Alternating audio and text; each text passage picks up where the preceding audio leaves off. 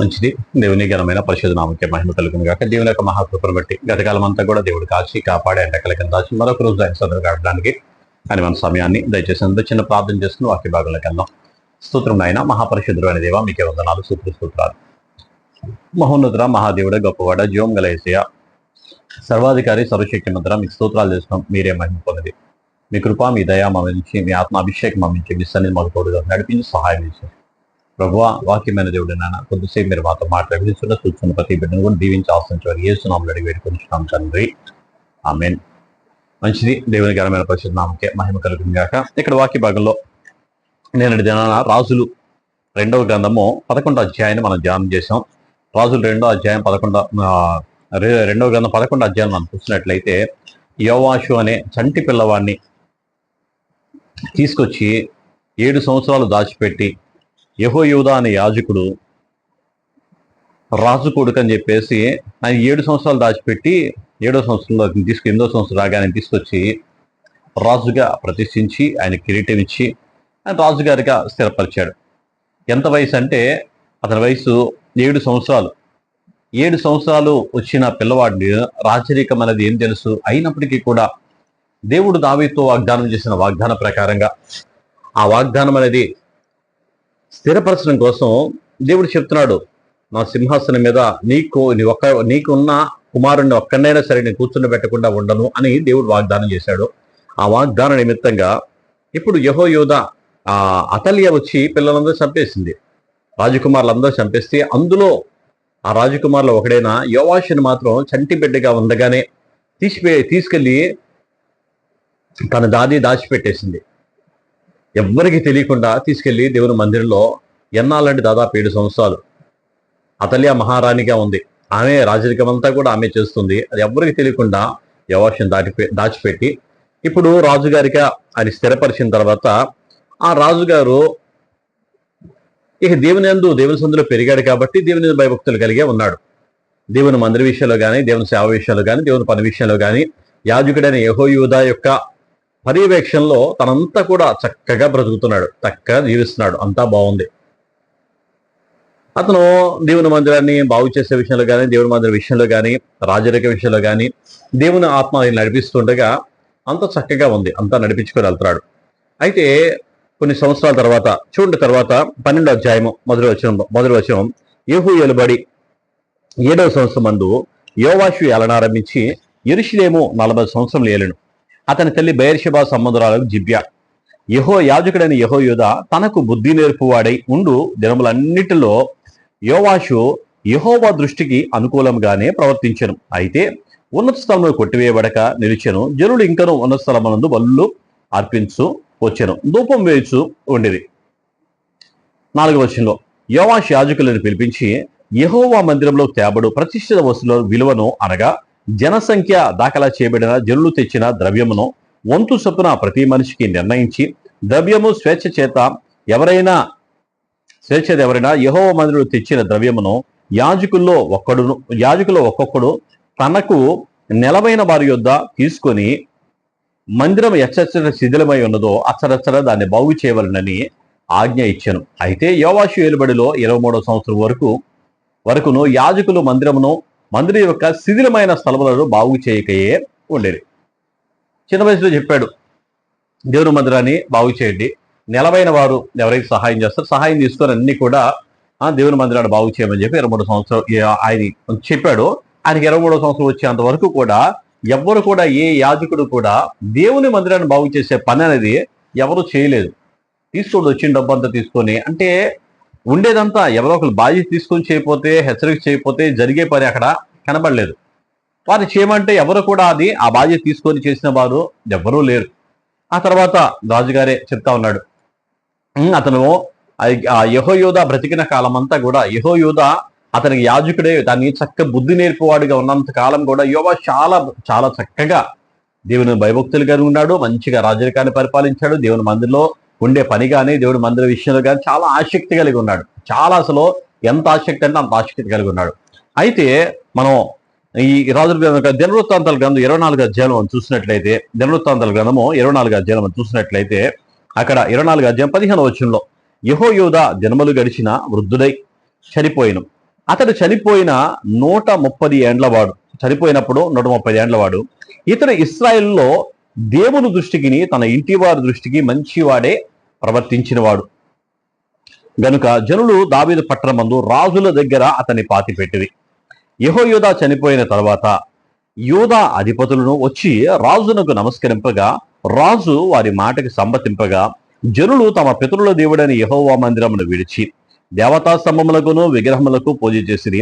వారు చేసిన ఈ అపరాధము నిమిత్తము యూదా వారి మీదకి యెరూషలేము కాపురస్తుల మీదకి కోపం వచ్చెను.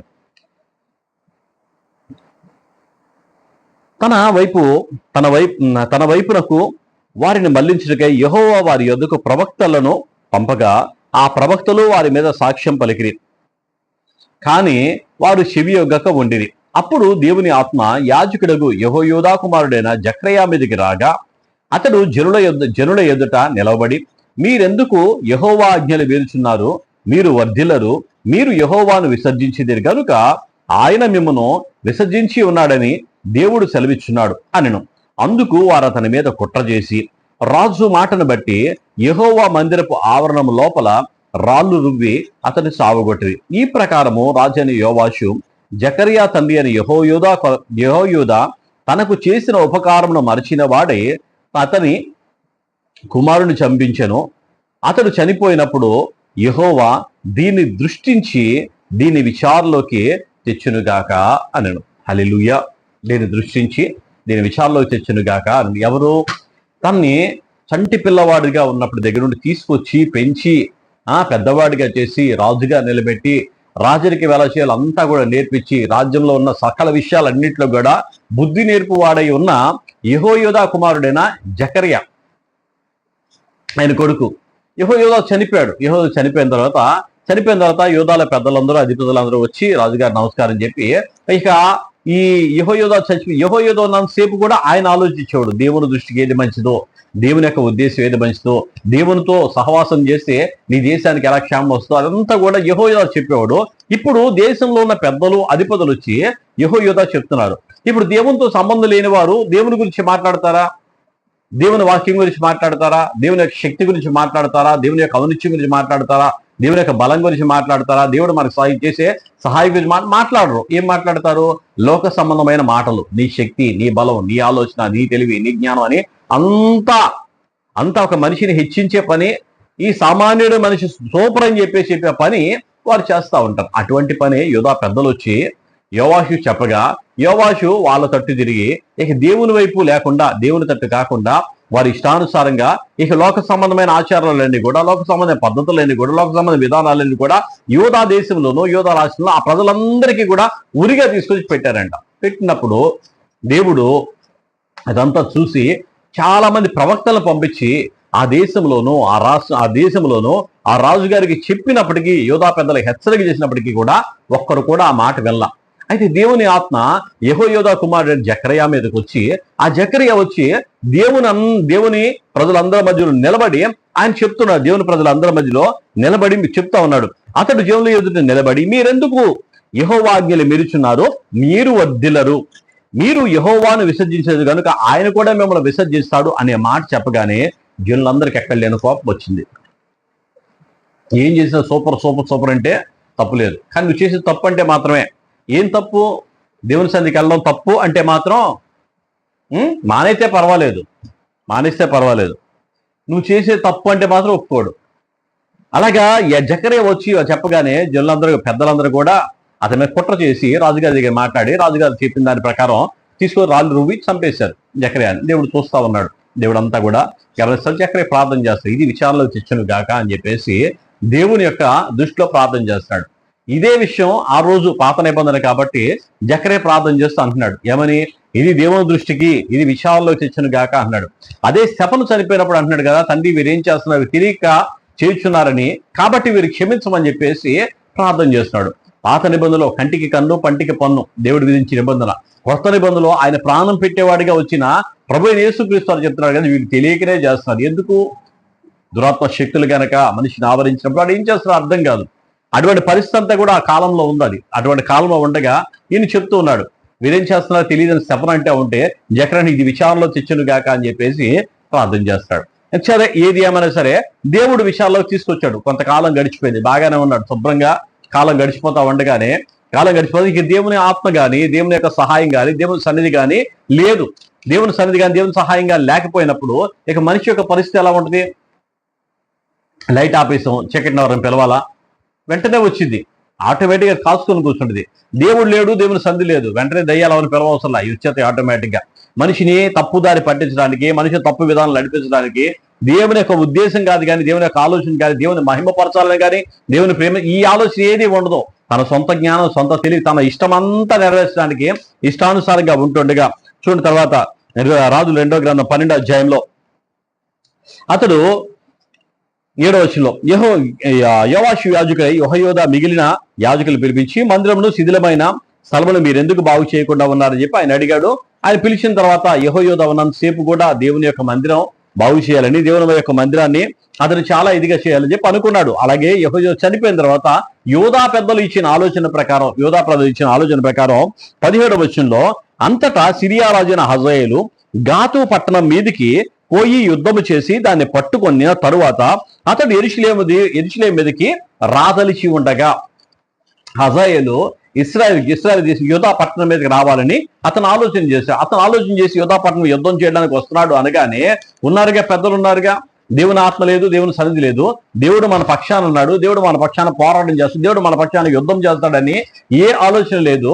దేవునికి ప్రార్థన చేసి దేవుని సహాయం చేస్తాడని ఆలోచన కూడా లేదు. వాళ్ళందరూ కూడా ఆలోచన చేసి తన పితరులైన యెహోషాపాతు, యెహోరాము, అహజ్యా వాళ్ళు దేవుని మందిరంలోకి కొన్ని బంగారు వస్తువులు, కొన్ని ప్రతిష్ఠిత వస్తువులు చేయించి దేవుని మందిరంలో అవి పెట్టగా, దేవుని మందిరంలో అవి ప్రతిష్ఠించి అర్పించి దేవుని సేవకి, దేవుని ఉపయోగాన్ని కొంచగా, ఇప్పుడు యోవాషు ఏం చేస్తున్నాడంటే ఈ మందిరంలో ఉపకరణాలన్నీ కూడా తీసుకొని వెళ్ళి హజాయేలుకి ఇచ్చేసి ఉదాహరణకి మనం రోజు కూడా లేచి ఉదయకాల సమయంలో ప్రార్థన చేస్తున్నాం. ఉదయకాల సమయంలో ప్రార్థన చేస్తానుకో, ఏదో చిన్న శ్రమో బాధో ఏదో వచ్చిందనుకో, ముందు చేయవలసిన పని ఏంటి? లేచి ఉదయం ప్రార్థన చేయాలి, దేవుని సందులో దేవుణ్ణి అడగాలి, దేవుని దగ్గర గోజాడాలి. ప్రభువా, నా దోషం అంటే నాకు తెలియచేయ, నా తప్పేమో నాకు తెలియచేయ, నేను వదిలిపెడతాను, నేను విడిచిపెడతాను, దయతో నన్ను క్షమించాయి అని చెప్పి దేవుని దగ్గర వేడుకోవాలి. కానీ దేవుని దగ్గర ఆ పని చేయం. మన తప్పులు మనకు తెలిసినాయి అనుకో, దాని విధానంగా ఆ తప్పు తెలిసినప్పుడు దాన్ని సరిదిద్దుకోవడానికి ప్రయత్నం చేస్తాం. అది ఎవరు తెలియజేస్తాడు? దేవుడు తెలియజేస్తారు. ఏ విధము చేతనైనా సరే దేవుడు దాన్ని తెలిసిన దాన్ని సరి చేసుకోవడానికి అవకాశం ఉంది. దాన్ని సరి చేసుకునే అవకాశం ఉంది కాబట్టి దేవుని దగ్గర అడగాలి. కానీ దేవుని దగ్గర ఇప్పుడు లోకంలో ఉన్న లోక సంబంధమైన మనుషుల దగ్గరికి వచ్చినప్పుడు ఏం పర్లేదు, అక్కడికి వెళ్దాం, ఎక్కడికి వెళ్దాం, ఆ పని చేద్దాం, ఈ పని చేద్దాం అని చెప్పినప్పుడు వాళ్ళ మాట విని దేవుని మందిరంలో ఉన్న ఉపకరణాలన్నీ కూడా తీసి శత్రువుకి ఇచ్చాయి. అంటే మనం చేసే ప్రార్థనా జీవితం కానీ, మన దేవుని సంధిలో గడిపే దేవుని సంధికి వెళ్ళాల్సిన పరిస్థితి కానీ, చర్చికి వెళ్ళేది కానీ, వాక్యం ఏమి లేవు, మొత్తం తీసి శత్రువు చేతిలో పడేసి ఇక వాడి దగ్గరికి వెళ్ళి వాడు ఊరుకుంటాడా? దేవుడు లేదు, దేవుని సంధి లేదు అంటే శత్రువైన వాడు, అపవాది మన పక్కనే చేరి మన పక్షాన ఉన్నట్టుగానే ఉండి మన తప్పుదారు నడిపించే పరిస్థితిలోకి తీసుకుని, అలాంటి పరిస్థితి ఇక్కడ యోవాషు దగ్గర ఉంది. ఎందుకని యోవాషు దగ్గర ఉందంటే యెహోయాదా చేసిన ఉపకారం అంతా కూడా మరచిన వాడై, చంటి బిడ్డగా ఉన్నప్పుడు తీసుకొచ్చి పాలు పోసి పెంచి శుభ్రంగా ఆయన్ని దేవుని మందిలో 7 సంవత్సరాలు కంటికి కనుపాపలాగా కాపాడి, రాజుగా సింహాసనం కూర్చొని పెట్టి, అతని నెత్తి మీద కిరీటం పెట్టి రాజులకు ఎలా చేయాలో మొత్తం అన్ని 23 సంవత్సరాల వరకు నేర్పించి దేవుని మధ్య పనంతా కూడా చేయడానికి, దేవుని మధ్య ఉపకరణాలను ఎలా చేయాలో మొత్తం అంతా నేర్పించి అంతా చేసిన తర్వాత ఒక మనిషి లేకపోతే నిజంగానే మనకి బోధించేవాడు కానీ, మనకి నేర్పించేవాళ్ళు కానీ, మనకు మంచి చెడ్డలు చెప్పేవారు కానీ, జ్ఞాన వివేకాలు అందించేవాళ్ళు కానీ లేకపోతే మనిషి యొక్క జీవితం అలాగే ఉంటుంది. అంత డివిల్స్ మైండ్లో మారిపోద్ది. ఇక దేవుడికి మొదటి స్థానం ఎవరు? దయ్యాలకే మొదటి స్థానం ఇస్తారు. లోకానుసారంగా వెళ్ళిపోతారు. లోకంలో ఉన్న ప్రతి పరిస్థితికి నా శక్తి, నా బలం, నా తెలివి, నా జ్ఞానం అని చెప్పేసి మనం హెచ్చించుకుంటా ఉంటాం.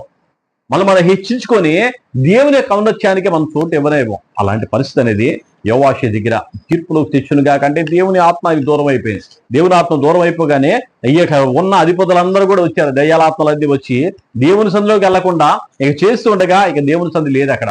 లేకపోవడమే కాదు కానీ దేవుని సంధిలో ఉపకరణాలన్నీ కూడా తీసుకెళ్లి ఇచ్చేసాడు. శత్రువుకి ఇచ్చేసి వాళ్ళ దగ్గర ఇచ్చేసాడు. ఇచ్చేసిన తర్వాత చూసిన తర్వాత యోవాషు చేసే ప్రకారాలను గుర్చి, అతడు చేసిన దాని అంతటిని గుర్చి యూదా రాజుల వృత్తాంత గ్రంథమందు వ్రాయబడి ఉంది. అతని సేవకులు లేచి కుట్ర చేసి సిల్లా అను చోటికి పో మార్గమందున్న మిల్లో అను నగరునందు యోవాషును చంపిరి. ఎట్లనగా షీమాతు కుమారుడైన యాజేకారు, షూమేరు కుమారుడైన యెహోజాబాదు అను అతని సేవకులు అతని మీద పడగా అతడు మరణమాయ. కాపుదల లేదు, భద్రత లేదు. తన దగ్గర ఉన్న సేవకులే అతని మీద కుట్ర చేసి చంపేశారు. ఇక దేవుని తోడు లేదు, దేవుని కాపుదల లేదు, దేవుని సహాయం లేదు. దేవుని సహాయం లేకపోతే చాలా దారుణం. దేవుని సన్నిధి లేకపోతే చాలా దౌర్భాగ్యం. అది దేవుని కనుక మనం ఎంత నమ్మకంగా ఉంటే, దేవుని దగ్గర ఎంత ప్రార్థన చేస్తుంటే దేవుడి సహాయం అంతగానే ఉంటుంది. శత్రువు చేసేది వేరు, కానీ అయిన వారు, దగ్గర వారు కూడా అంత ఇదిగా నమ్మి ఆయన పక్కకి తీసుకెళ్తే ఆయన కుట్ర చేసి ఆయన్ని చంపేశారు. ఆయన చేసిన పని కూడా అలాంటిదే కదా. పెంచి పోషించి పెద్దవాడిగా చేస్తే ఆయన పెద్దవాడిగా చేసిన తన కుమారుని చంపించేశాడు. ఏ విత్తం అదే వస్తాయి. ఏ పంట వేస్తే ఆ పంట, అటువంటి పంటనే కోసుకున్నాడు ఈ యోవాషు. ఎవరంటే యోధా రాజుల్లో ఉన్నవారు. యోధా రాజుల్లో ప్రత్యేకంగా రాజుల గ్రంథంలో రాయించిన ఈ 11వ అధ్యాయం వరకు కూడా ఉందంతా కూడా ఇశ్రాయేల్ రాజుల గురించి రాయించాడు. ఇశ్రాయేల్ రాజుల గురించి, వాళ్ళు చేసిన పని గురించి ఇవన్నీ కూడా రాయించాడు. యెరోబాము గురించి, బయాషా గురించి, అతను జిమ్రీ గురించి, ఒమ్రీ గురించి, అహాబు గురించి ఇవన్నీ రాయించాడు. అన్ని రాయి ఇక్కడ మాత్రం 11వ అధ్యాయం దగ్గర నుండి వచ్చేటప్పటికి యోధా రాజు అయిన ఆ రాజు గురించి రాయించి, రాజు చేసిన పని గురించి ఇక్కడ దేవుడు రాయించాడు. అంత నమ్మకంగా ఉండవలసిన వాడు చేసిన వేలంతా మర్చిపోయి, దేవుని యందు భయభక్తులు కలిగి ఉండవలసిన వాడు దేవుని యందు భయభక్తులు మర్చిపోయి లోక సంబంధులతో సహవాసం చేసి లోక సంబంధమైన విధానాల్లోకి వెళ్ళిపోయి దేవుని మరిచిన వాడే, అతను చేసిన మేలు మరిచిన వాడే బతికాడు. లాస్ట్కి కుట్ర చేసి ఆయన్ని చంపేశారు. అలా మనం ఉండకుండా దేవుని భయభక్తులు కలిగి దేవుని పాదాల దగ్గర ఉండేవారిగా, దేవుని సందులో ఉపకరణాలుగా ఉన్న దేవుడు మనకిచ్చిన ప్రార్థన జీవితాన్ని, దేవుడు మనకిచ్చిన సాక్షి జీవితాన్ని, దేవుడు మనకిచ్చిన భక్తి జీవితాన్ని దేవుని సందులో మనం ఎలా కాపాడుకోవాలో అలా కాపాడుకుంటూ, దేవుని వాక్యమైన పరిశుద్ధాత్మ దేవుడు యెహోయోదాకి యోవాషుకి యెహోయోద ఉన్నట్టుగా దేవుడు మనకి ఈరోజు పరిశుద్ధాత్మ దేవుడు మనకు తోడుగా ఉన్నాడు. మనల్ని ఎంతగానో బలపరుస్తూ, మనల్ని ఎంతగానో స్థిరపరుస్తూ, మనం ఎక్కడ పడిపోకుండా తప్పిపోకుండా కాచి కాపాడుతున్నా. కాచి కాపాడి దేవుడికి ఎప్పుడు కూడా నమ్మకంగా ప్రభువైన యేసుక్రీస్తు వారు వచ్చి మన కోసం ప్రాణం పెట్టి మన పాపంలో పడిపోకుండా ఆ పరిశుద్ధులు నిలిచేలాగా క్రీస్తు అనే బండ మీద నిలబెట్టి మనకు కొత్త జీవితాన్ని ఇచ్చారు. కొత్త జీవితాన్ని ఇచ్చినప్పుడు దేవుని భయభక్తులు నమ్మకంగా ఉంటే దేవుని కాపుదల ఎప్పుడు ఉంటుంది. దేవుడి మాటలు దీవించి ఆశ్రయించను గాక, దేవుని కృపతోడే ఉండి నడిపించను గాక. ప్రార్థన చేస్తున్నాం. స్తోత్రం నాయన, మహాపరిశుద్ధుడైన దేవా, మీకే వందనాలు, స్తోత్రాలు. మహోన్నతుడా, మహాదేవుడా, గొప్పవాడవైన మా తండ్రి, జీవం గల మా దేవ, జీవాధిపతి, మీ స్తోత్రాలు చేస్తాం. మీరే మహిమ పొందండి. మీ కృప, మీ కనికరం, మీ దయ, మీ ఆత్మ అభిషేకం సన్ని తోడుగా ఉంచి నడిపించి మీరు మహిమ పొందని ప్రభువా తండ్రి, మీకు స్తోత్రాలయ్యా. దేవదేవుడా, మీకు వందనాలు. సర్వశక్తిమంతుడా, మీకు స్తోత్రాలు చేస్తాం. మీరే మహిమ పొందని మీ గొప్ప కార్యమాలు జరిగించి నడిపించి వాక్యం చూసిన ప్రతి బిడ్డను కూడా దీవించి ఆశను సహాయం తెచ్చామని యేసు నామములో అడిగి వేడుకొంచున్నాం తండ్రి.